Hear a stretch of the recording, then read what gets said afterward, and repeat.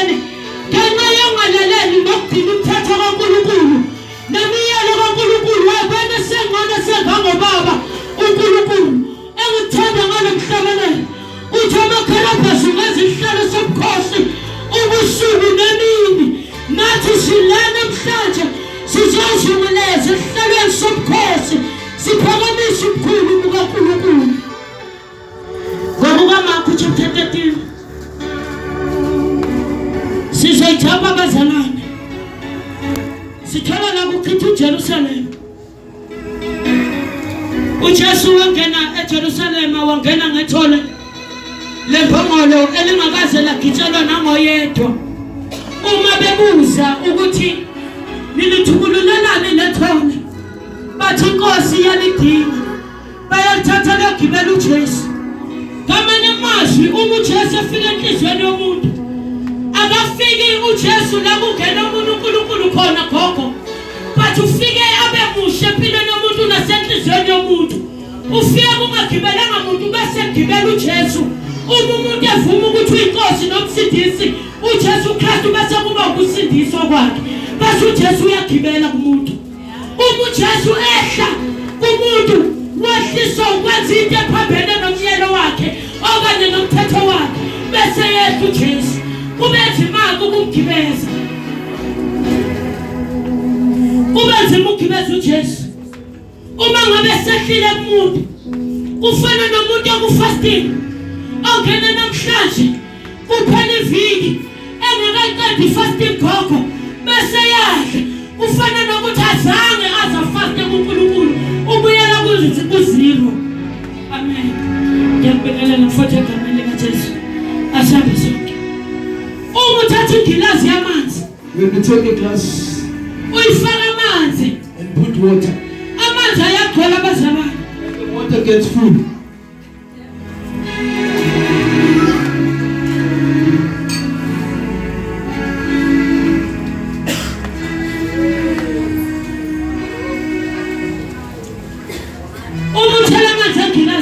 You pour water on the glass,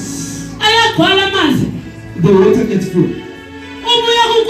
When you go to God, uthandaza day and night, and you pray day and night, fasting and prayer, when you are in fasting and prayer, igilazi yakho iyagcwala, your glass gets full. iyagcwala igilazi yakho, Gets full. izikapaka i-anointing, ikhutha amanzi. And an anointing. Bathi ngaleli udla gogo, konke kuyaphela, igilazi isali empty. Uzofuna ukuthi uyaqala phansi, uphinde uyothela amanye amanzi.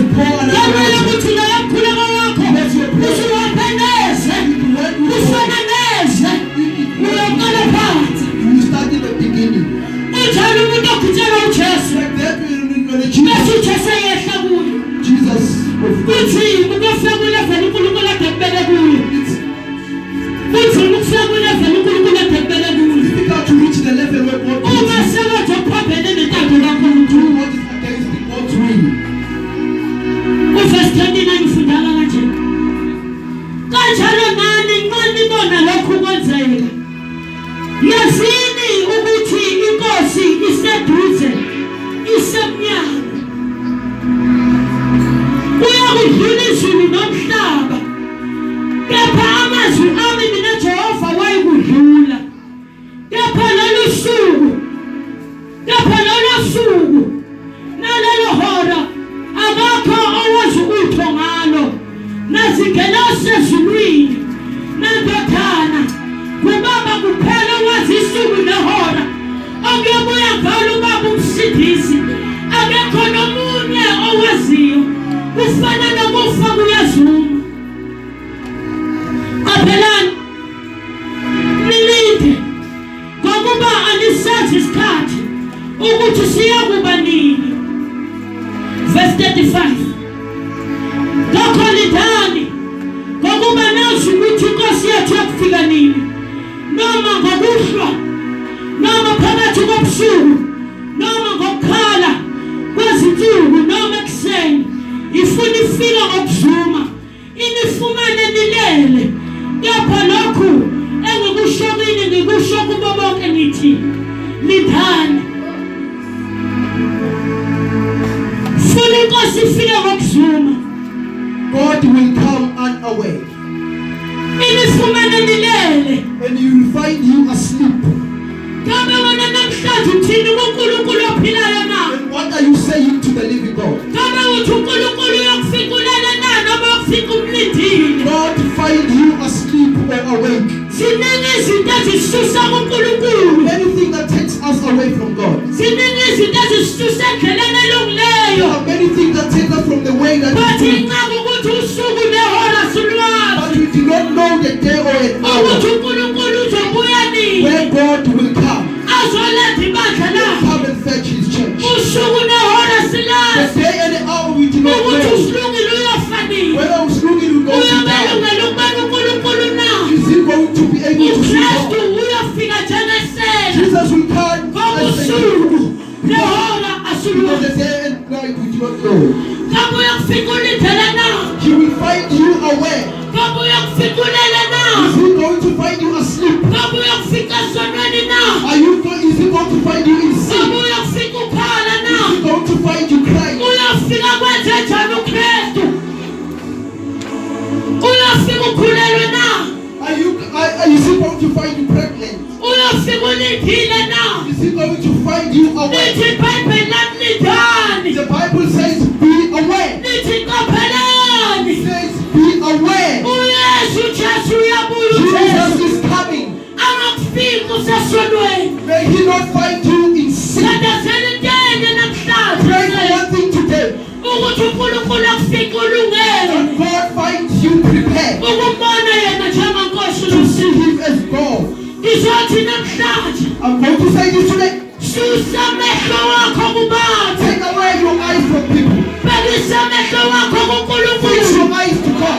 Awuyena He umqalisi. is the author and Umphelelisi. the finisher Wakholelwa of your faith. uliqiniso. It is true Ukuthi uyabuya. that he is coming back. Uyabuya. He is coming back. He is coming back. Uyabuya. He is coming back. Uyabuya. He is coming back. Afrikayo makaqaphela. The one who is coming Uyabuya away. uJesu. He is coming back. Hlalani nilinde. Be aware. Hlalani nizinze. Be aware. Uyabuya. He is coming. Uyabuya uJesu. Uyabuya.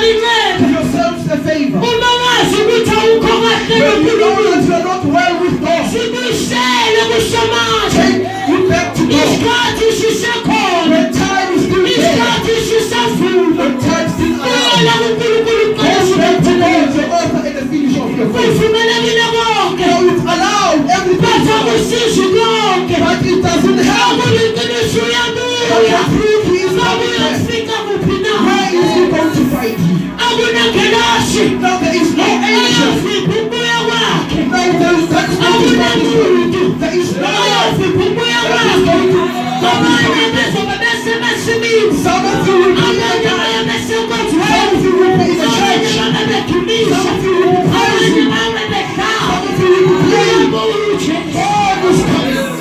uzethengesela He's coming in love. uyabuya ujesu God is coming. uzethengesela He's coming. isele limtshela umuntu ukuthi ngiyeza The creator will isele lisho tell ukuthi you. ngiyongena ebusuku The creator bathi will tell you. ujesu But Jesus uyabuya is coming there. be ekerobhi tonight You will go usulele izihlalo and sokhola surround the uthi la throne wenzanga there. kahle khona Where you did not do uthi well. nkosi ngiyaxolisa God, nkosi ngikolele God forgive ngifuna me. ukubuyela I endleleni want to go back to the ngiyopha way. emthethweni wakho In your ways. uthi uma ngabe banikeza umthetho khona When he was giving them, uthi umthetho omkhulu kuno wokuqala yilo now he says, the word that is better than this one is this. wothanda unkulunkulu wakho Love your God ngawo wonke umphefumulo wakho with all of your soul, nangayo yonke ingqondo yakho with all of your mind, nangawo wonke umzimba wakho with all of your body. bese uthanda umakhelwane And wakho love your neighbor njengoba uzithanda as wena you love uma yourself. ungakwazi ukwenza lokho When you cannot do that, uhophela izwi now endleleni you are walking for wothanda nothing. unkulunkulu wakho Love your God. wothanda unkulunkulu Love your wakho God.